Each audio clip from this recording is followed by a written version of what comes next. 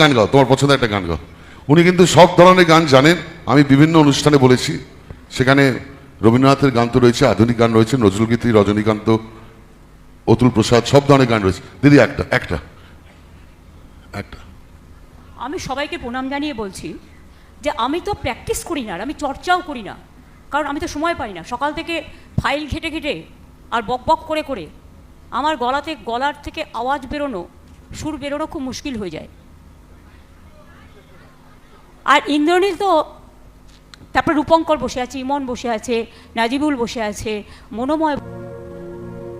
নয়ন ভরা জল গো তোমার, আঁচল ভরা ফুল। পুরো প্র্যাকটিস করেছে। না ফুল নেব না অশ্রু নেব ভেবে হইয়া কুল, নয়ন ভরা জল গো তোমার, আঁচল ভরা ফুল। ফুল যদি নেই তোমার হাতে, হয়নি হয়নি। ফুল ফুল যদি নেই তুমি আমার সুরটাই ভুল করে দিলে। দর্শক দেখলেন তো, আমাদের মুখ্যমন্ত্রী ভালো সুন্দর গান গাইতে পারে। হ্যাঁ, এদিকে শিক্ষকরা আন্দোলন করছে, তাদের পাশে বা তাদের কাছে যাচ্ছে না।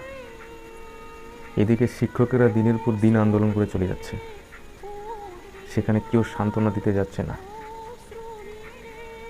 আর আমাদের মুখ্যমন্ত্রী নজরুল গীতিকার হয়ে গেছে এখন। তাহলে ভাবা যায় এই মুখ্যমন্ত্রী কেন ঘুরের বারবার চাইবে? আর মানুষ চাইবে ভাতার জন্য, চাইবে তোমার রেশনের জন্য। তাহলে একটা জিনিস ভাবা যায় যে যে মুখ্যমন্ত্রী শিক্ষক শিক্ষিকাদের নিয়ে খেলা করছে, শুধু এখন যেখানে সেখানে প্রোগ্রাম হচ্ছে সেখানে যাচ্ছে তিনি, অথচ একবারের জন্য যায়নি সেই অসহায় আন্দোলনের পাশে, একবারও দাঁড়ায়নি। শিক্ষামন্ত্রীর বাড়ির সামনে আন্দোলন করছে, তবুও কিছু চায় আসে না তার। মুখ্যমন্ত্রী এখন মানে কোনো ভাষা নেই বলার। তিনি নজরুল মঞ্চে নজরুল গান গাইছে, আর এদিকে সমাজ, এদিকে বেকারত্বর কথা কিছুই বলছে না। ওয়েট করে আছে 2026-এর জন্য, ফের পুনরায় ঢপবাজি ছাড়বে, ডবল ডবল চাকরির কথা বলবে, ফের পুনরায় জিতার আশা করে বসে থাকবে। আর বাংলার মানুষ তো বুঝতেই পারছেন। তাহলে জিনিসটা ভাবা যায়। অথচ মুখ্যমন্ত্রীর সময় নেই, নিজেই বলছে ও যে সময় নেই আমার, কিন্তু যেখানে সেখানে প্রোগ্রামে যাচ্ছে। একবারও সেই আন্দোলনকারীদের সাথে দেখা করতে যাচ্ছে না তিনি। এই হচ্ছে আমাদের ড্রামাবাজ। প্রত্যেকবার একবারই পেয়ে গেছে তিনি ভাবছেন এইভাবেই চলে যাবে, ফের 5 বছর ফের জিতবো। হ্যাঁ, তো এইভাবেই আর কি।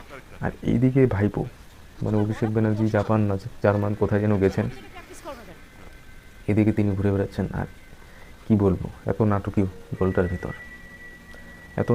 দলটার ভিতর যে পুরো সিস্টেমটাই শেষ করে দিয়েছে। তাহলে ভাবো।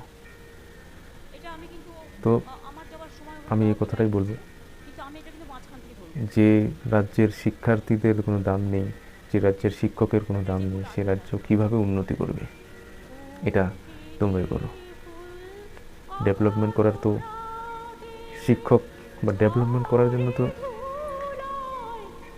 একটা নির্দিষ্ট শিক্ষক এর প্রয়োজন। কি থেকে কি হয়ে যাচ্ছে দিনের পর দিন।